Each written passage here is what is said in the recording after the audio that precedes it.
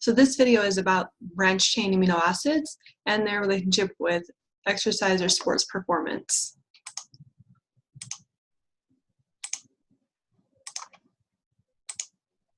So these are the branched chain amino acids. I'm showing you the chemical structure here, and there are three branched chain amino acids, so leucine, isoleucine, and valine. And these are considered essential amino acids, so we need to get them from our diet. Something that's important to remember too, we talked about this a little bit today in class, of just that the body is constantly turning over muscle protein. And so we need amino acids, all the essential amino acids around in order to be able to create proteins, new proteins or new muscle tissue. So one of the things that has happened is there has been a lot of discussion about branched chain amino acids and its use in a supplemental form to help with protein synthesis. Because we know that you need essential amino acids to enhance protein synthesis, there's been some suggestion of using some of these branched chain amino acids to increase protein synthesis. So the question I have here is, what does the science say about branched chain amino acid nutrient supplements on muscle protein synthesis? And the information I'm going to be presenting here is from a review paper that was published just this year in 2017 in the Journal of International Society for Sports Nutrition. So the belief about branched chain amino acids, and I'm quoting this from this paper, the authors say, it's a widely believed claim that consumption of branched chain amino acids stimulates muscle protein synthesis, and as a result elicits an anabolic response, meaning that the rate of muscle protein synthesis would exceed the rate of muscle breakdown. Thus, that will result in a gain of muscle mass. And so their whole purpose of this paper really was to review the evidence of whether or not branched chain amino acids used alone could really enhance protein synthesis and be considered anabolic, or again, meaning that more synthesis is happening compared to breakdown. And specifically, they really wanted to look at human studies to see whether or not this claim could be substantiated.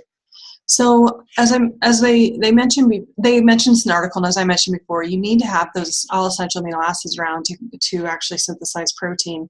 So one of the thoughts was, theoretically, if you were only consuming branched chain amino acids on their own, just by themselves, you'd only get 3 of the essential amino acids, but there are more than 3 essential amino acids. So if all you consume were branched chain amino acids, you would have problems synthesizing proteins because you would be missing some of the essential amino acids.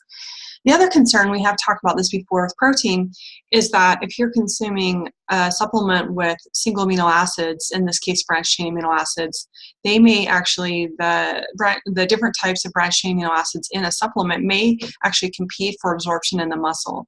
So they are transported to the muscle cell, so into the muscle cell. So the idea is that we also get concerned about competition for use in protein, being able to get it into the muscle and use it for protein synthesis. And so some studies they reported in this paper that some studies have shown that administering branched chain amino acids leads to decreased protein synthesis as well as decreased protein breakdown. So they said that you can really, the message that it's sending from the studies is that the use of branched chain amino acids alone can actually decrease protein turnover. So in essence, what that's saying is that you're really not in an anabolic state. You're not gaining more muscle mass than you are breaking down. You're actually just breaking, the net kind of loss is a little bit less. The ratio between how much you're synthesizing and a breakdown, both are going down. So you wouldn't have as much protein turnover. So they said that this essentially is still, the body is still in a catabolic state, which means breaking things down more than building things up. So it's more in a catabolic state than anabolic state. So there's been some research where they've actually had individuals consume, so in this case, this would be using branched chain amino acids. So they have individuals, I'm not sure if they were athletes or not, but they had them use branched chain amino acids plus a protein meal, and that actually enhanced protein synthesis. But they said really what's doing it there is the intact protein, or the whole protein that they're consuming along with the supplement, because that whole protein is providing all the essential amino acids that the body needs. So what's the take-home message? Well, the take-home message really indicates that the scientific evidence really does not seem to report the relationship between consuming branched-chain amino acid supplements and enhancing protein synthesis or enhancing muscle mass. So the take-home message really is, like we talked about in the protein section, get your protein from whole proteins, and you don't need to buy supplements. You can get it from food that are good protein sources.